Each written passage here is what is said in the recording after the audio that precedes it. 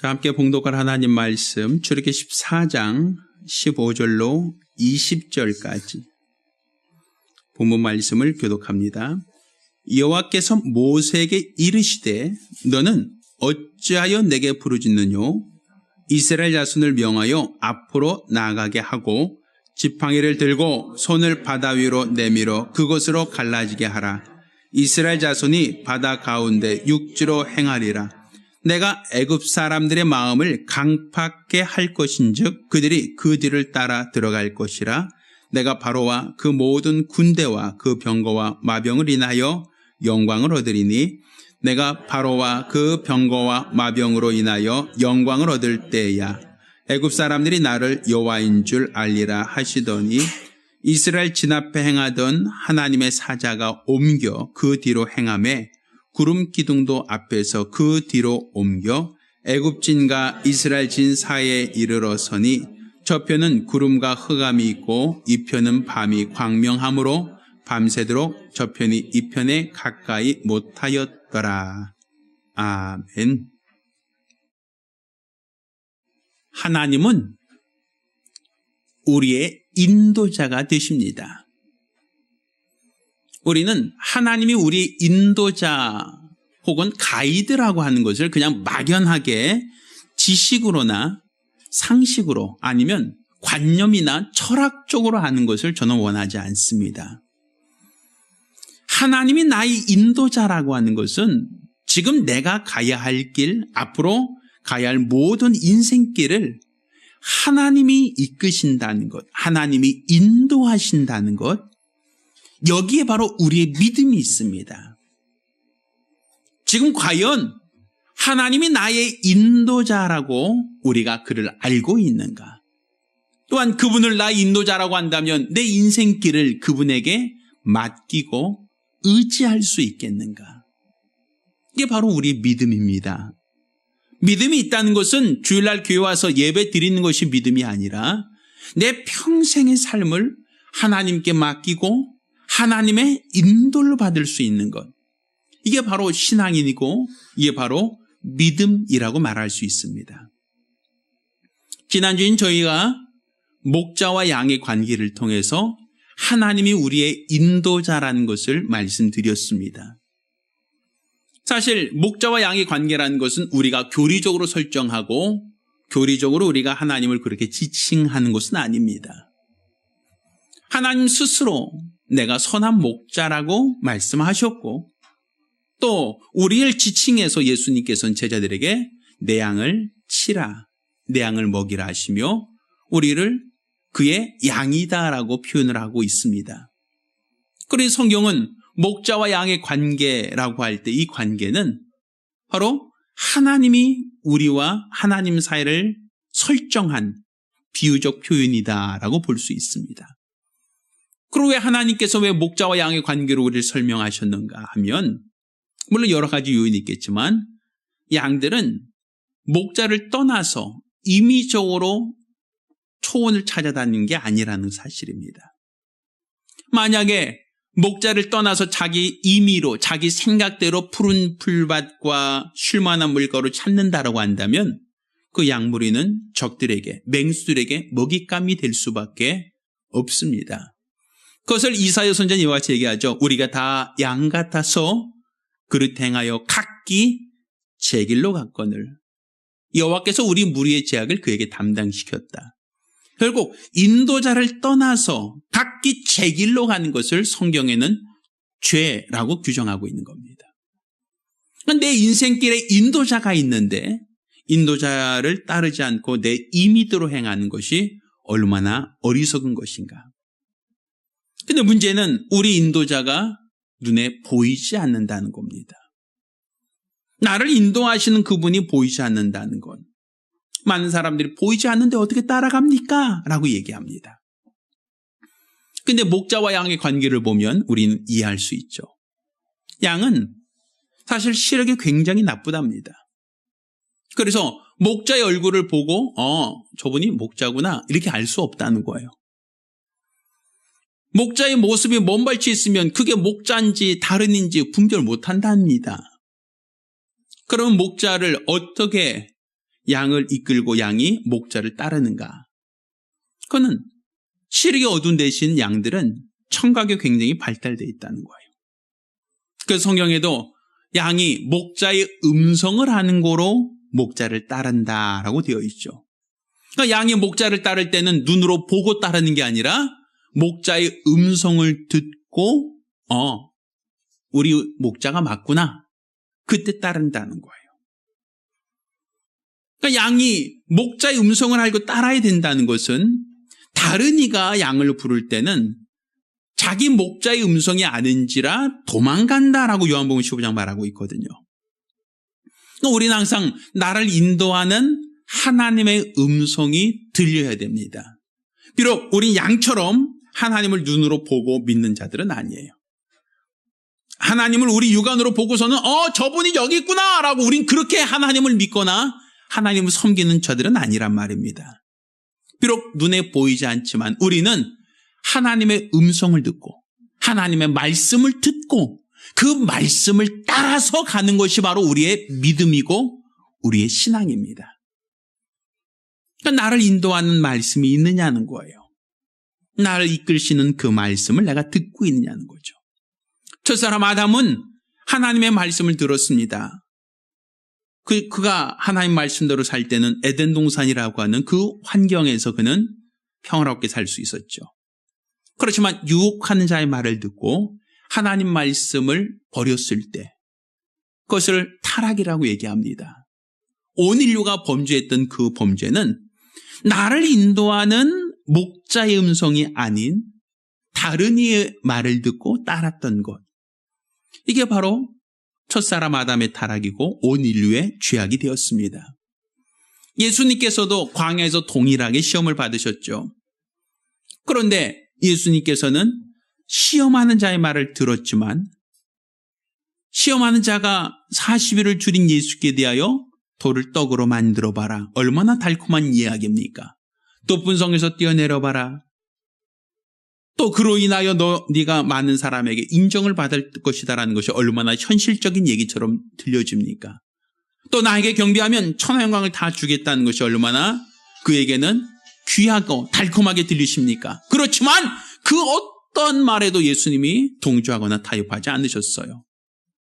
오히려 예수님께서는 사람이 떡으로 살지 않는다. 주 너희 하나님을 시험하지 말라. 오직 하나님께만 경배하라 하느니라 라고 하면서 그 모든 시험을 이기셨단 말입니다. 그때 보면 원수가 시험할 때 시험한 자가 예수께 말할 때 항상 뭘 가지고 얘기해요? 기록되었으되. 그러니까 하나님의 말씀을 내가 따르겠다는 거예요. 목자의 음성을 따르겠다는 거예요. 나에게 달콤한 이야기라고 나에게 유익한 제안을 하지만 나는 그 제안보다 더 중요한 것은 목자의 음성을 듣고 그 목자의 음성을 따르겠다는 것이 예수님이 그 시험을 이기셨던 내용입니다. 이것처럼 우리는 세상에서 아무리 달콤한 이야기를 나에게 한다 할지라도 아무리 매력적인 제안을 내게 한다 할지라도 나를 인도하시는 말씀, 나를 이끄시는 말씀, 그 말씀을 따르는 것이 우리의 믿음이고 그 말씀을 쫓는 것이 바로 우리의 신앙입니다. 비록 하나님을 우리 육안으로 볼 수 없지만 하나님을 믿고 하나님을 따르는 것이 우리의 믿음인 것을 여러분 모두가 인정하시길 예수 이름으로 축원합니다.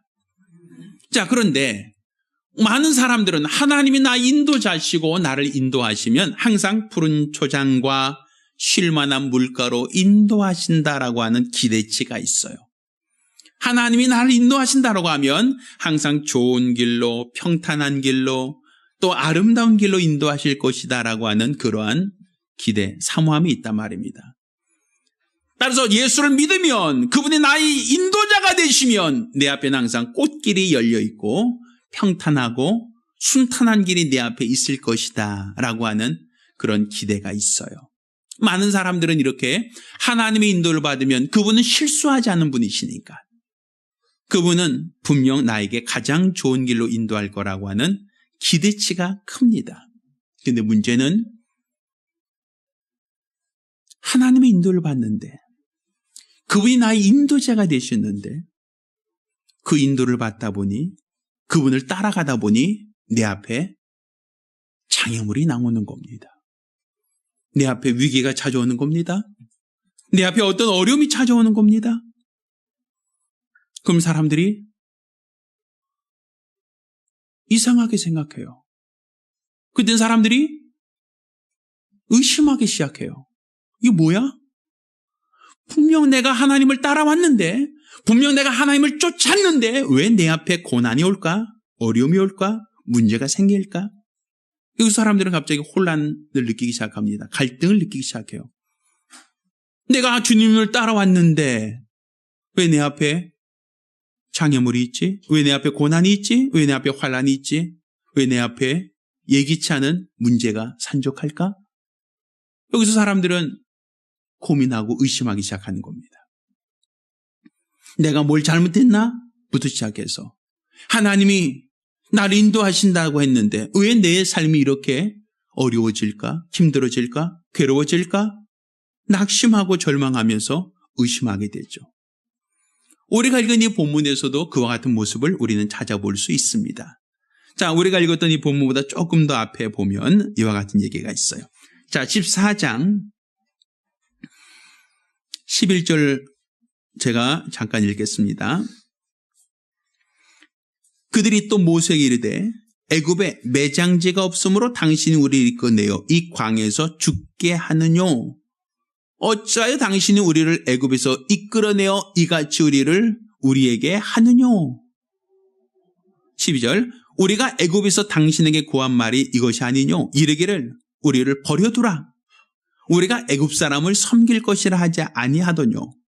애굽 사람을 섬기는 것이 광에서 죽는 것보다 낫겠노라. 자, 지금 이스라엘 사람들이 애굽에서 나왔어요. 하나님이 그들을 인도하십니다. 모세를 통해서 하나님이 그들을 이끌고 있어요. 근데 그들이 이제 애굽에서 나올 땐 좋았죠. 룰루랄라, 와 행복하죠. 애굽에서 고역을 하고 아들이 태어나면 다 죽여야 되고 또 고역을 하고 성을 쌓고 너무 힘들게 살아왔는데 하나님이 거기서 인도하셨으니까 얼마나 행복합니까? 야, 하나님이 우리를 구원하셨어. 우리를 종에서 해방시켰어 하고 행복해합니다. 좋아합니다. 그리고 이제 주님을 따릅니다. 근데 그분이 이스라엘을 인도하신 그 길은 많은 사람들이 무역을 하는 무역로가 아니었어요. 사람들이 다니지 않는 길, 사람들이 많이 찾지 않는 길, 홍해길로 인도하셨단 말입니다. 얼마 전에 어떤 그 슬라이더 같은 영상을 보니까 어떤 분이 강의할 때 그런 얘기를 해요. 이스라엘 백성이 홍해길로 갔던 그 길에 대해서 이제 그 지정학적인 그 지도를 보면 애굽에서 홍해길까지 이제 골짜기로 이렇게 갈 수 있는 길이랍니다. 그런데 골짜기로 지나가다 보니 앞에 큰 바다가 펼쳐져 있는 거예요. 양옆에는 산이 있고 뒤에는 애굽 군대가 뒤쫓아오고 있어요. 완전 도관에 든 쥐가 되었습니다. 앞으로 갈 수도 없고 뒤로 물러설 수도 없는 진퇴양난의 문제에 직면한 겁니다. 이때 이 사람들이 얘기하는 거예요. 아니, 우리 가만히 내버려 두지. 굳이 애굽에서 우리를 인도하여 우리를 나가자 하더니 기껏 끌고 온 게 여기냐는 거예요. 도망갈 퇴로가 막혀 있다는 거죠. 더 이상 도망갈 수도 없고 후퇴할 수도 없고 이제 어떻게 하겠냐는 거예요. 앞은 큰 바다가 막고 있죠. 양옆엔 산이 있죠. 뒤에는 애국 군대가 쫓고 있죠. 그러니 어찌할까? 이거 어떻게 하겠느냐는, 어떻게 해야 되겠냐는 거죠. 자, 이런 위기가 닥쳐옵니다. 그러자 이스라엘 백성들이 모세와 하나님께 원망하고 불평하기 시작합니다. 우리를 여기서 인도하여 우리를 죽이려고 우리를 끌고 왔냐는 거예요. 아니, 애굽에 매장지가 없어서 우리를 데리고 왔냐는 거예요. 그냥 거기서 애굽 사람 섬기게 그냥 살게 내버려 두지. 종살하면 어떠냐? 거기서 그냥 고역하면 어떠냐? 우리가 몰살 당한 것보단 낫지 않느냐는 거예요. 그러니 왜 우리를 굳이 싫다는 데 끌고 와서 여기서 우리를 죽이려고 하느냐고. 이스라엘 백성이 모세를 원망하고 하나님을 불평하며 아우성을 치죠. 자, 그때 이제 모세가 얘기합니다. 13절 보면 모세가 백성에 이르되 너희는 두려워 말고 가만히 서서 여호와께서 오늘날 너를 위하여 행하시는 구원을 보라. 너희가 오늘 본 애굽 사람을 또 다시는 영원히 보지 못하리라. 자, 14절 여호와께서 너희를 위하여 싸우시리니 너희는 뭐하고 있어라? 가만히 있으라. 가만히 있으라. 가만히 있으라는 것은 너희가 애굽 사람과 싸우라는 얘기도 아닙니다. 뭐 하라는 거예요? 불평하지 말고 원망하지 말고 가만히 있어. 하나님 너희를 위해서 대신 싸우니까 너는 가만히 있어. 지금 내 앞에 장애물이 놓여 있고 뒤에는 쫓아오는 적들이 있는데 가만히 있어라고 얘기합니다. 지금 이 상황에서 사람들은 가만히 있을 계지가 아니죠. 어떻게 바다를 건널 것인가 머리를 짜내야 되고 아니면 산으로 도망갈 것인가 아니면 산으로 피할 것인가 싸워야 되고 아니면 적들에게 가서 협상을 하거나 타협을 하거나 제발 우리 좀 살려주시면 다시 조용히 그냥 아무 말 안 하고 전 따라가겠습니다라고 하든지 뭔가 해야 될 거 아니냐. 여기서 손 놓고 가만히 있으면 어떻게 하라는 거냐. 많은 사람들은 그렇게 판단할 거예요. 이 바다를 헤엄쳐 갈 것인지 배를 빌려서 배 타고 갈 것인지 아니면 어떻게 이 바다를 건널 것인지를 생각하든지 아니면 산속으로 도망가거나 광야로 도망가거나 아니면 뿔뿔이 흩어져서 각자 살 길을 모색하든지 아니면 애굽 사람에게 제발 살려달라고 사절단이라도 보내야 되고 뭔가 우리가 뭔가 해야 되지 않느냐라고 생각하는데 성경은 이와 같이 얘기합니다. 가만히 있으라는 거야. 가만히 있어라. 여호와께서 너희를 위하여 싸우시겠으니 너희는 가만히 있으라. 자, 그 말씀을 하고 하나님이 어떻게 하시는가? 자, 19절 봅니다. 이스라엘 진 앞에 행하던 하나님의 사자가 옮겨 그 뒤로 행하매 구름 기둥도 앞에서 그 뒤로 옮겨 애굽 진과 이스라엘 진 사이에 이르러서니 저편은 구름과 흑암이 있고 이편은 밤이 광명함으로 밤새도록 저편이 이편을 가까이 못하였다라고 얘기합니다. 자, 보면 애굽 진과 이스라엘 진 사이에 누가 있다고요?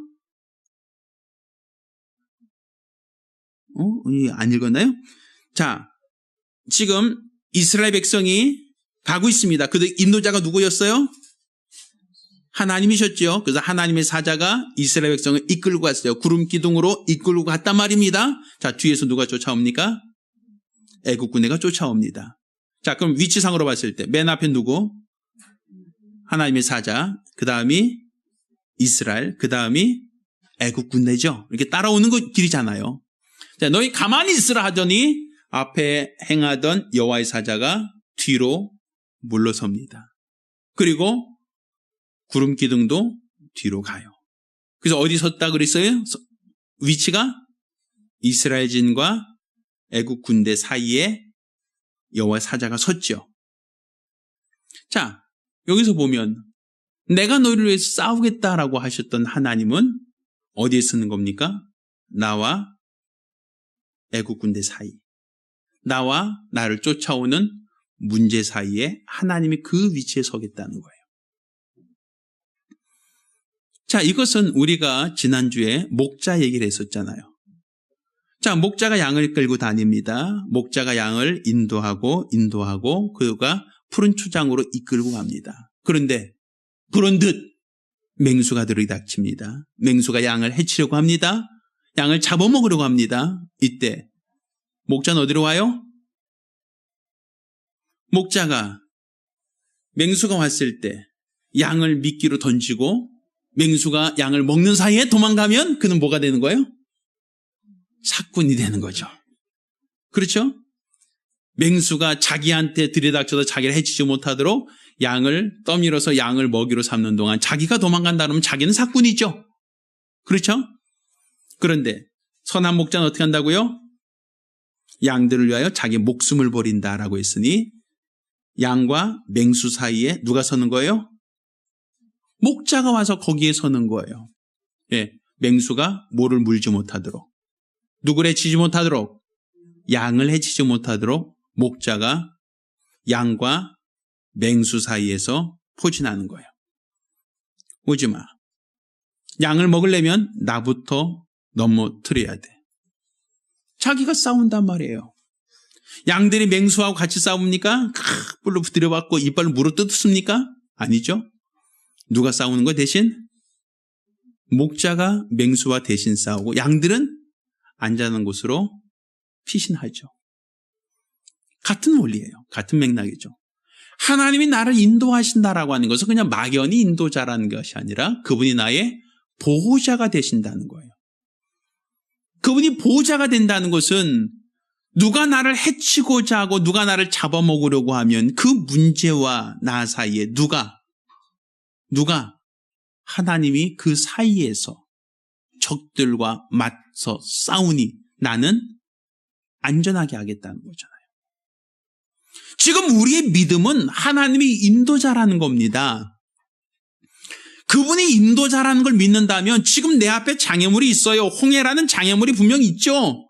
도저히 내 생각과 내 방법으로는 넘어갈 수 없는 거대한 장애물이 있잖아요. 위기가 닥쳐왔잖아요. 그런데 내가 봤을 때는 홍해는 도무지 건널 수 없는 장벽인데 그런데 하나님께서 인도자가 되시니까 그 홍해가 길이 열리고 문이 열리더라 이거예요.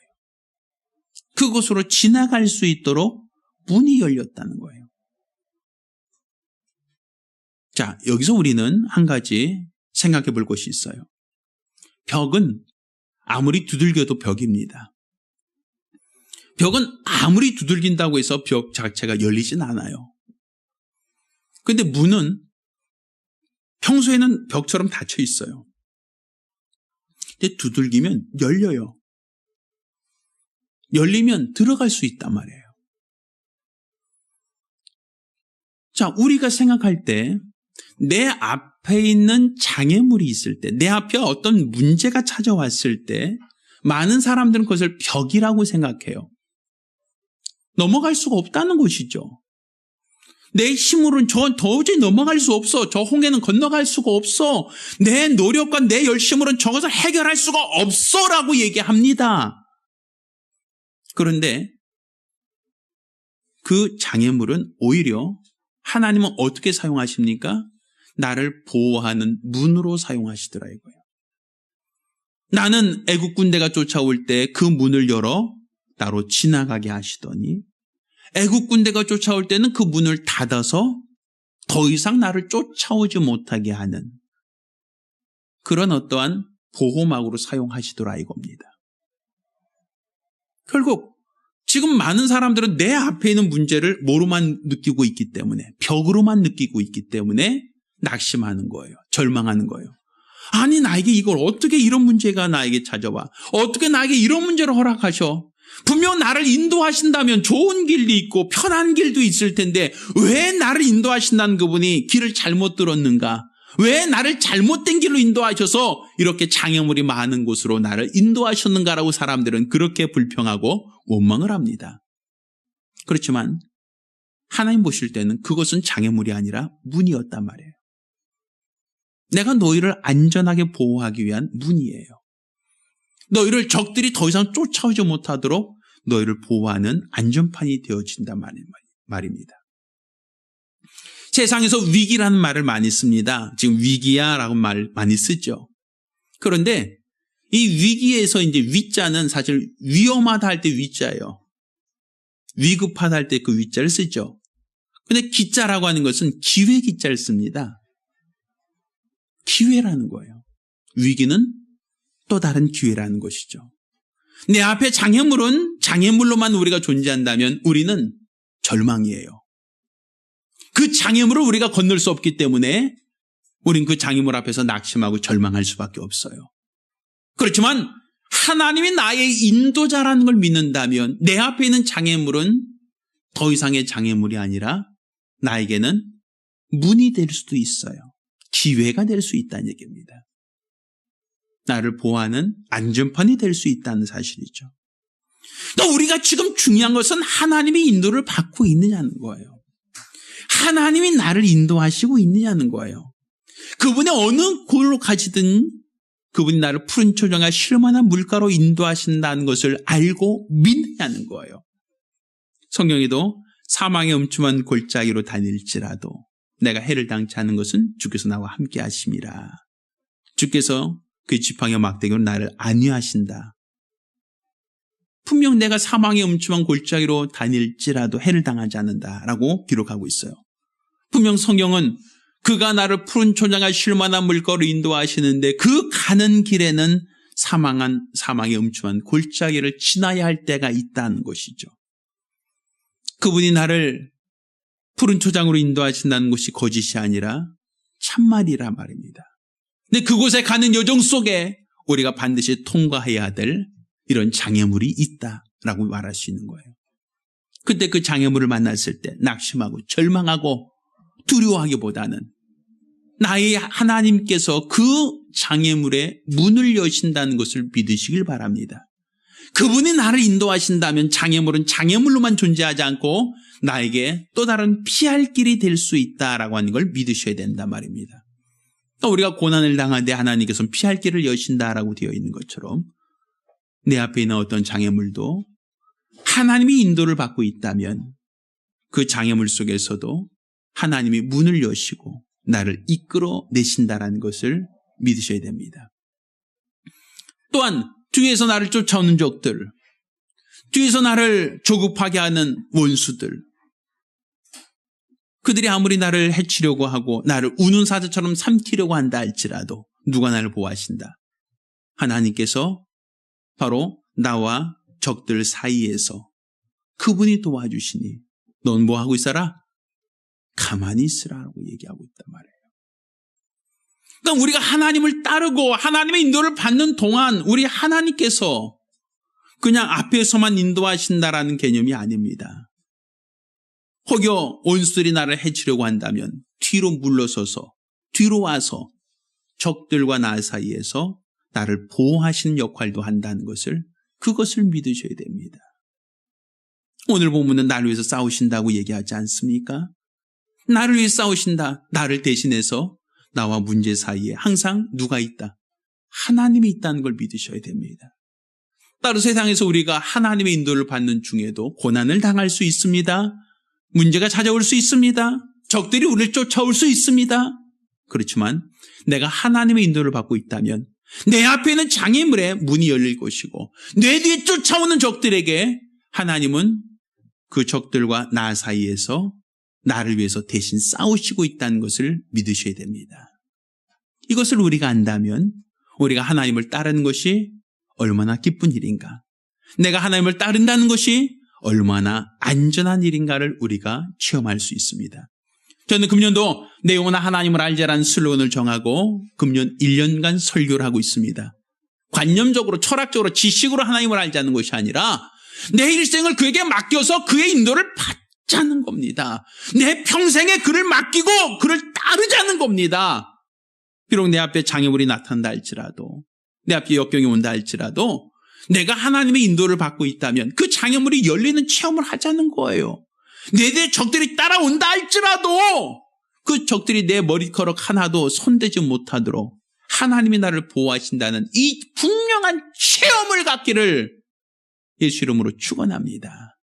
이렇게 우리가 하나님을 알아야 돼요. 이렇게 우리가 하나님을 체험하고 발견한다면 우리는 결국 이 관념적인 종교인이 되지는 않을 거란 말입니다. 저희 여러분 모두가 살아계신 하나님, 우리를 인도하신 하나님, 우리를 보호하신 하나님을 체험하시기를 예수 이름으로 축원합니다. 우리 같이 기도합니다. 우리 같이 기도하실 때 나를 인도하신 하나님, 나를 보호하신 하나님, 그 하나님을 나도 만나기 원합니다. 체험하기 원합니다. 우리 하나님께서 도와주시옵소서. 간절히 사모하며 한 목소리로 기도합니다. 하나님 아버지, 우리 하나님께서 우리 인도자 되심을 알고 믿고 의지하기 원합니다. 우리 평생에 나의 인도자 되신 우리 하나님을 따르며 쫓는 믿음의 사람들이 될 수 있도록 도와주시옵소서. 때로 예기치 않은 장애물을 만날 수 있고 때로는 예기치 않은 원수들이 나를 쫓아와 나를 삼키려고 나를 해치려고 할 때가 있을 수 있습니다. 이때 낙심하고 절망하기보다는 나의 인도자 되신 우리 하나님을 믿고 의지할 때 내 앞에 장애물의 문을 열어 나로 지나가게 하실 것이요, 내 뒤에 나를 쫓고 있는 수많은 원수들에게 우리 하나님께서 원수들과 나 사이에 진을 치시고 그 사이에서 나를 보호하시고 나를 지켜주신다는 이 확실한 믿음 갖게 도와 주시옵시사. 흔들리지 않는 믿음, 견고한 신앙생활 할 수 있도록 도와 주시옵시고 적들의 모든 화전을 이길 수 있는 믿음의 사람들이 되어줄 수 있도록 도와 주시옵소서. 우리 주의 은혜를 감사드리며 살아계신 예수 이름으로 기도드렸습니다. 아멘. 할렐루야. 할렐루야. 나를 인도하신 하나님, 나를 도우시는 하나님을 체험하시기를 예수 이름으로 축원합니다. 이제는 우리 주 예수 그리스도의 은혜와 아버지 하나님의 극진하신 사랑과 보혜사 성령님의 교통하시고 역사하심이 오늘 이와 같이 일평생 나를 인도하신 하나님, 나를 도우시는 하나님, 나를 지켜주시는 하나님을 알고 체험하길 원하는 우리 모든 성도들과 가정들 위해 이제부터 영까지 함께 있을지어다. 아멘. 우리 하나님께 용서 드리겠습니다.